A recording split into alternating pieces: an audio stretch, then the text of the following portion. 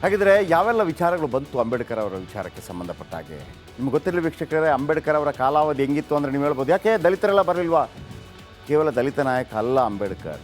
ಅಂಬೇಡ್ಕರ್ ನಿಜ ಸ್ವರೂಪದಲ್ಲಿ ಇಡೀ ಜನಮಾನಸದ ನಾಯಕ ರೀ, ಜನಮಾನಸದ ನಾಯಕ. ನಾವಿವತ್ತು ಒಂದು ನಾಯಿ, ಬೆಕ್ಕು, ಇಲಿ, ಒಂದು ಗಿಳಿ, ಬಾಬಾ ಏನು ಪ್ರೀತಿ ತೋರಿಸ್ತೀವಿ, ತೋರಿಸೋಣ.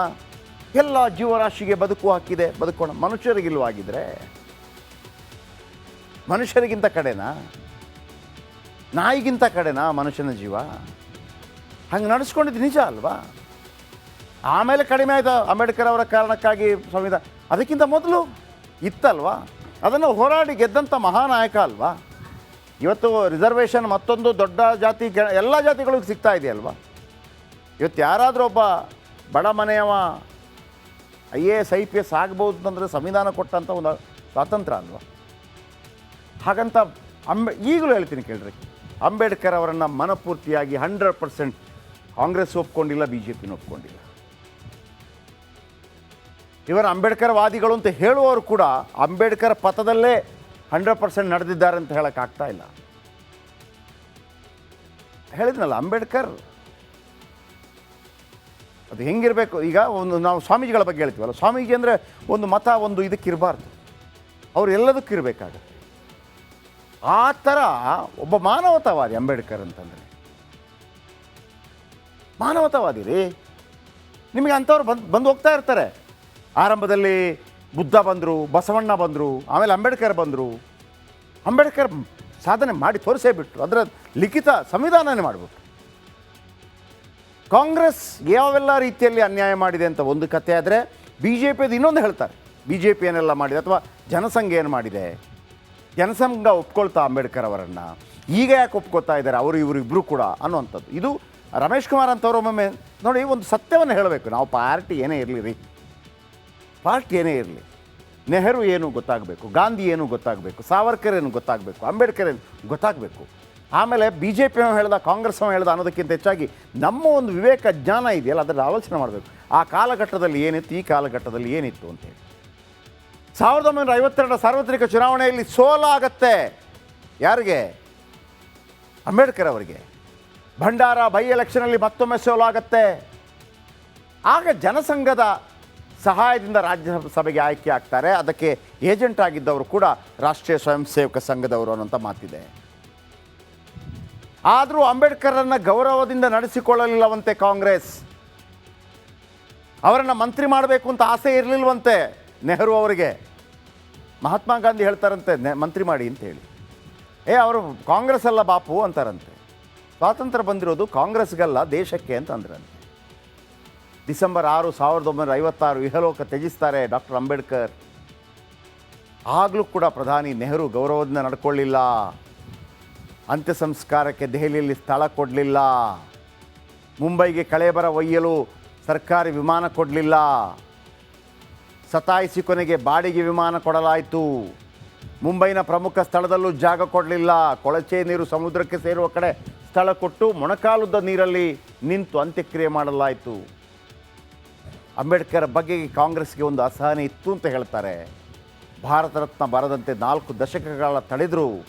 ಭಾರತ ರತ್ನ ನೀಡಲು ಕಾಂಗ್ರೆಸ್ಸೇತರ ಸರ್ಕಾರ ಬರಬೇಕಾಯಿತು. ಅಂಬೇಡ್ಕರ್ ಹುಟ್ಟಿದ ಲಂಡನ್ನಲ್ಲಿ ವಾಸ್ತವ್ಯ ಹೂಡಿದ್ದ ನವದೆಹಲಿಯಲ್ಲಿ ನೆಲೆಸಿದ್ದ ಮನೆ, ಬೌದ್ಧ ಧರ್ಮ ಸ್ವೀಕರಿಸಿದ ಜಾಗ, ಸಂವಿಧಾನ ಬರೆದ ಅಂತ್ಯ ಸಂಸ್ಕಾರ ನಡೆದ ಜಾಗ ನಿರ್ಲಕ್ಷ್ಯಕ್ಕೊಳಗಾಯಿತು. ಮಹಾನ್ ಮಾನವತಾವಾದಿಯತ್ತು. ಅದರ ಕುರುಹುನಾಶ ಮಾಡುವಂಥ ಪ್ರಯತ್ನಗಳಾಯಿತು. ಅವುಗಳ ರಕ್ಷಣೆ, ಅಭಿವೃದ್ಧಿಗೆ ಕಾಂಗ್ರೆಸ್ಸೇತರರೇ ಬರಬೇಕಾಯಿತು.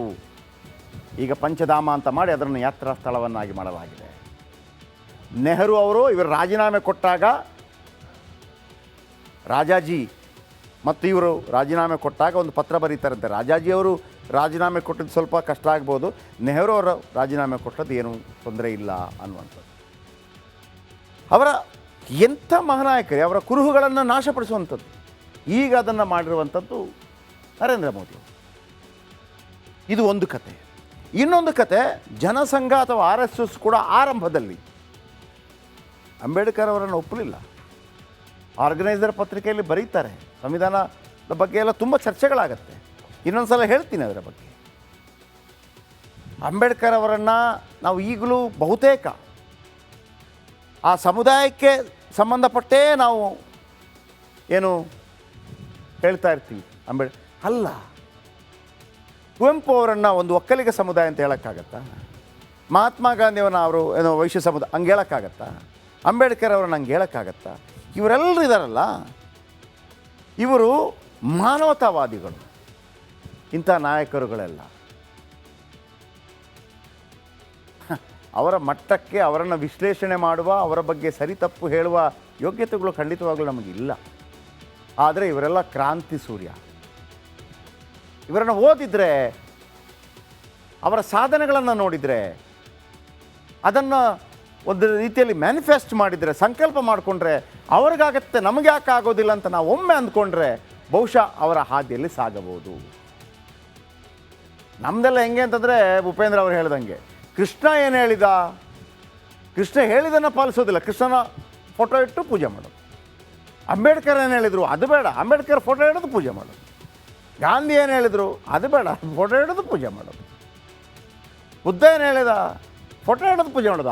ಹೇಳಿದೆ ಅಲ್ಲಿ ಫೋಟೋ ಇಟ್ಟರೆ ಮುಗಿದೋಯ್ತು ಅಂತ ಎಲ್ಲ ನಾನು ಪಾಲಿಸೋದೇ ಇಲ್ಲ.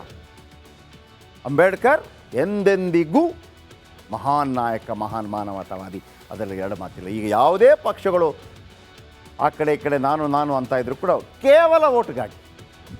ಓಕೆ, ನೆಕ್ಸ್ಟ್ ಏನು ಹಾಗಿದ್ರೆ ಯಾವೆಲ್ಲ ವಿಚಾರಗಳು ಬಂತು ಅಂಬೇಡ್ಕರ್ ಅವರ ವಿಚಾರಕ್ಕೆ ಸಂಬಂಧಪಟ್ಟ ಹಾಗೆ? ನಿಮ್ಗೆ ಗೊತ್ತಿರಲಿ ವೀಕ್ಷಕರೇ, ಅಂಬೇಡ್ಕರ್ ಅವರ ಕಾಲಾವಧಿ ಹೆಂಗಿತ್ತು ಅಂದರೆ ನೀವು ಹೇಳ್ಬೋದು, ಯಾಕೆ ದಲಿತರೆಲ್ಲ ಬರಲಿಲ್ವಾ? ಕೇವಲ ದಲಿತ ನಾಯಕ ಅಲ್ಲ ಅಂಬೇಡ್ಕರ್. ಅಂಬೇಡ್ಕರ್ ನಿಜ ಸ್ವರೂಪದಲ್ಲಿ ಇಡೀ ಜನಮಾನಸದ ನಾಯಕ ರೀ, ಜನಮಾನಸದ ನಾಯಕ. ನಾವಿವತ್ತು ಒಂದು ನಾಯಿ, ಬೆಕ್ಕು, ಇಲಿ,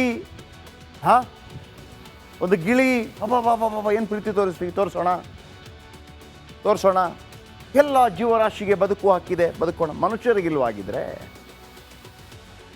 ಮನುಷ್ಯರಿಗಿಂತ ಕಡೆನಾ, ನಾಯಿಗಿಂತ ಕಡೆನಾ ಮನುಷ್ಯನ ಜೀವ? ಹಂಗೆ ನಡೆಸ್ಕೊಂಡಿದ್ದು ನಿಜ ಅಲ್ವಾ? ಆಮೇಲೆ ಕಡಿಮೆ ಆಯಿತು ಅಂಬೇಡ್ಕರ್ ಅವರ ಕಾರಣಕ್ಕಾಗಿ ಸಂವಿಧಾನ, ಅದಕ್ಕಿಂತ ಮೊದಲು ಇತ್ತಲ್ವಾ? ಅದನ್ನು ಹೋರಾಡಿ ಗೆದ್ದಂಥ ಮಹಾನಾಯಕ ಅಲ್ವಾ? ಇವತ್ತು ರಿಸರ್ವೇಷನ್ ಮತ್ತೊಂದು ದೊಡ್ಡ ಜಾತಿ, ಎಲ್ಲ ಜಾತಿಗಳಿಗೂ ಸಿಗ್ತಾ ಇದೆಯಲ್ವಾ? ಇವತ್ತು ಯಾರಾದರೂ ಒಬ್ಬ ಬಡ ಮನೆಯವ IAS IPS ಆಗ್ಬೋದು ಅಂತಂದರೆ ಸಂವಿಧಾನ ಕೊಟ್ಟಂಥ ಒಂದು ಸ್ವಾತಂತ್ರ್ಯ ಅಲ್ವಾ?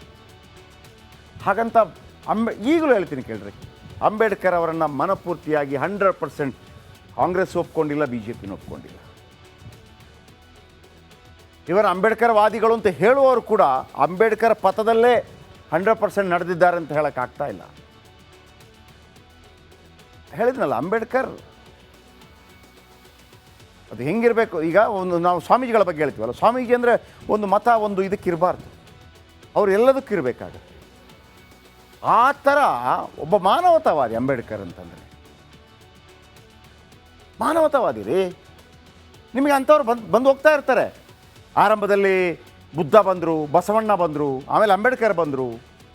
ಅಂಬೇಡ್ಕರ್ ಸಾಧನೆ ಮಾಡಿ ತೋರಿಸೇ ಬಿಟ್ಟರು, ಅದರ ಲಿಖಿತ ಸಂವಿಧಾನನೇ ಮಾಡಿಬಿಟ್ರು.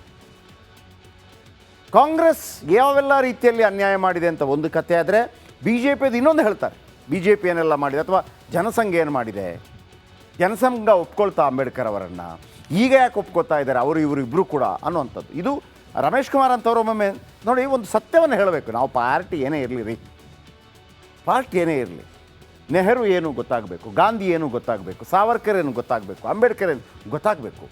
ಆಮೇಲೆ BJP ಹೇಳ್ದ, ಕಾಂಗ್ರೆಸ್ ಹೇಳ್ದ ಅನ್ನೋದಕ್ಕಿಂತ ಹೆಚ್ಚಾಗಿ ನಮ್ಮ ಒಂದು ವಿವೇಕ ಜ್ಞಾನ ಇದೆಯಲ್ಲ, ಅದನ್ನು ಆಲೋಚನೆ ಮಾಡಬೇಕು. ಆ ಕಾಲಘಟ್ಟದಲ್ಲಿ ಏನಿತ್ತು, ಈ ಕಾಲಘಟ್ಟದಲ್ಲಿ ಏನಿತ್ತು ಅಂತೇಳಿ.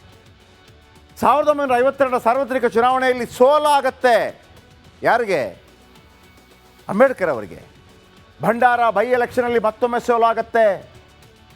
ಆಗ ಜನಸಂಘದ ಸಹಾಯದಿಂದ ರಾಜ್ಯಸಭೆಗೆ ಆಯ್ಕೆ ಆಗ್ತಾರೆ. ಅದಕ್ಕೆ ಏಜೆಂಟ್ ಆಗಿದ್ದವರು ಕೂಡ ರಾಷ್ಟ್ರೀಯ ಸ್ವಯಂ ಸೇವಕ ಸಂಘದವರು ಅನ್ನೋಂಥ ಮಾತಿದೆ. ಆದರೂ ಅಂಬೇಡ್ಕರನ್ನು ಗೌರವದಿಂದ ನಡೆಸಿಕೊಳ್ಳಲಿಲ್ಲವಂತೆ ಕಾಂಗ್ರೆಸ್. ಅವರನ್ನು ಮಂತ್ರಿ ಮಾಡಬೇಕು ಅಂತ ಆಸೆ ಇರಲಿಲ್ವಂತೆ ನೆಹರು ಅವರಿಗೆ. ಮಹಾತ್ಮ ಗಾಂಧಿ ಹೇಳ್ತಾರಂತೆ ಮಂತ್ರಿ ಮಾಡಿ ಅಂತ ಹೇಳಿ. ಅವರು ಕಾಂಗ್ರೆಸ್ ಅಲ್ಲ ಬಾಪು ಅಂತಾರಂತೆ. ಸ್ವಾತಂತ್ರ್ಯ ಬಂದಿರೋದು ಕಾಂಗ್ರೆಸ್ಗಲ್ಲ, ದೇಶಕ್ಕೆ ಅಂತ ಅಂದ್ರಂತೆ. ಡಿಸೆಂಬರ್ 6, 1956 ಇಹಲೋಕ ತ್ಯಜಿಸ್ತಾರೆ ಡಾಕ್ಟರ್ ಅಂಬೇಡ್ಕರ್. ಆಗಲೂ ಕೂಡ ಪ್ರಧಾನಿ ನೆಹರು ಗೌರವದಿಂದ ನಡ್ಕೊಳ್ಳಿಲ್ಲ.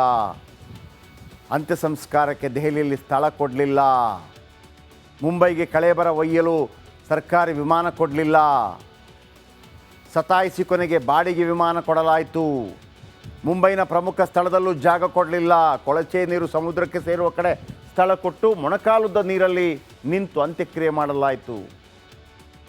ಅಂಬೇಡ್ಕರ್ ಬಗ್ಗೆ ಕಾಂಗ್ರೆಸ್ಗೆ ಒಂದು ಅಸಹನೆ ಇತ್ತು ಅಂತ ಹೇಳ್ತಾರೆ. ಭಾರತ ರತ್ನ ಬರದಂತೆ 4 ದಶಕಗಳ ತಡೆದರೂ ಭಾರತ ರತ್ನ ನೀಡಲು ಕಾಂಗ್ರೆಸ್ಸೇತರ ಸರ್ಕಾರ ಬರಬೇಕಾಯಿತು.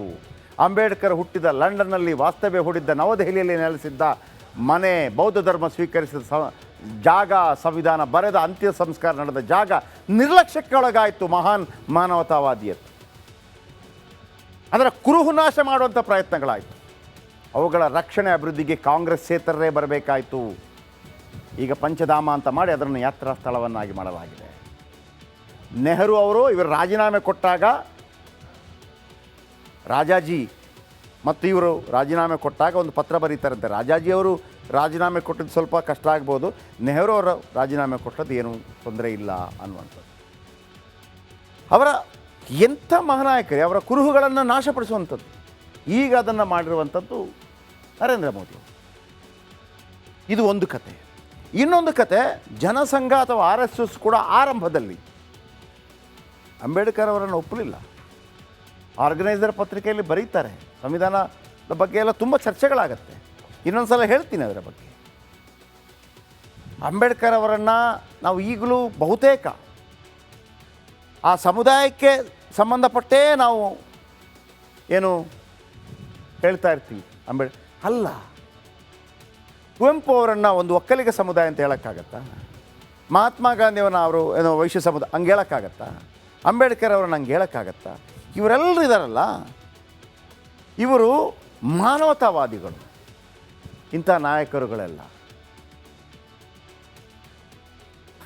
ಅವರ ಮಟ್ಟಕ್ಕೆ ಅವರನ್ನು ವಿಶ್ಲೇಷಣೆ ಮಾಡುವ, ಅವರ ಬಗ್ಗೆ ಸರಿ ತಪ್ಪು ಹೇಳುವ ಯೋಗ್ಯತೆಗಳು ಖಂಡಿತವಾಗಲೂ ನಮಗಿಲ್ಲ. ಆದರೆ ಇವರೆಲ್ಲ ಕ್ರಾಂತಿ ಸೂರ್ಯ. ಇವರನ್ನು ಓದಿದರೆ, ಅವರ ಸಾಧನೆಗಳನ್ನು ನೋಡಿದರೆ, ಅದನ್ನು ಒಂದು ರೀತಿಯಲ್ಲಿ ಮ್ಯಾನಿಫೆಸ್ಟ್ ಮಾಡಿದರೆ, ಸಂಕಲ್ಪ ಮಾಡಿಕೊಂಡ್ರೆ ಅವ್ರಿಗಾಗತ್ತೆ, ನಮಗೆ ಯಾಕೆ ಆಗೋದಿಲ್ಲ ಅಂತ ನಾವು ಒಮ್ಮೆ ಅಂದ್ಕೊಂಡ್ರೆ ಬಹುಶಃ ಅವರ ಹಾದಿಯಲ್ಲಿ ಸಾಗಬಹುದು. ನಮ್ಮದೆಲ್ಲ ಹೆಂಗೆ ಅಂತಂದರೆ, ಭೂಪೇಂದ್ರ ಅವರು ಹೇಳ್ದಂಗೆ ಕೃಷ್ಣ ಏನು ಹೇಳಿದ, ಕೃಷ್ಣ ಹೇಳಿದ್ದನ್ನು ಪಾಲಿಸೋದಿಲ್ಲ, ಕೃಷ್ಣನ ಫೋಟೋ ಇಟ್ಟು ಪೂಜೆ ಮಾಡೋದು. ಅಂಬೇಡ್ಕರ್ ಏನು ಹೇಳಿದರು, ಅದು ಬೇಡ, ಅಂಬೇಡ್ಕರ್ ಫೋಟೋ ಹಿಡಿದು ಪೂಜೆ ಮಾಡೋದು. ಗಾಂಧಿ ಏನು ಹೇಳಿದರು, ಅದು ಬೇಡ, ಫೋಟೋ ಹಿಡಿದು ಪೂಜೆ ಮಾಡೋದು. ಬುದ್ಧ ಏನು ಹೇಳಿದ, ಫೋಟೋ ಹಿಡಿದು ಪೂಜೆ ಮಾಡೋದು. ಹೇಳಿದೆ ಅಲ್ಲಿ ಫೋಟೋ ಇಟ್ಟರೆ ಮುಗಿದೋಯ್ತು ಅಂತ ಎಲ್ಲ ನಾನು ಪಾಲಿಸೋದೇ ಇಲ್ಲ. ಅಂಬೇಡ್ಕರ್ ಎಂದೆಂದಿಗೂ ಮಹಾನ್ ನಾಯಕ, ಮಹಾನ್ ಮಾನವತಾವಾದಿ, ಅದರಲ್ಲಿ ಎರಡು ಮಾತಿಲ್ಲ. ಈಗ ಯಾವುದೇ ಪಕ್ಷಗಳು ಆ ಕಡೆ ಈ ಕಡೆ ನಾನು ಅಂತ ಇದ್ರು ಕೂಡ ಕೇವಲ ಓಟ್ಗಾಗಿ. ಓಕೆ, ನೆಕ್ಸ್ಟ್ ಏನೋ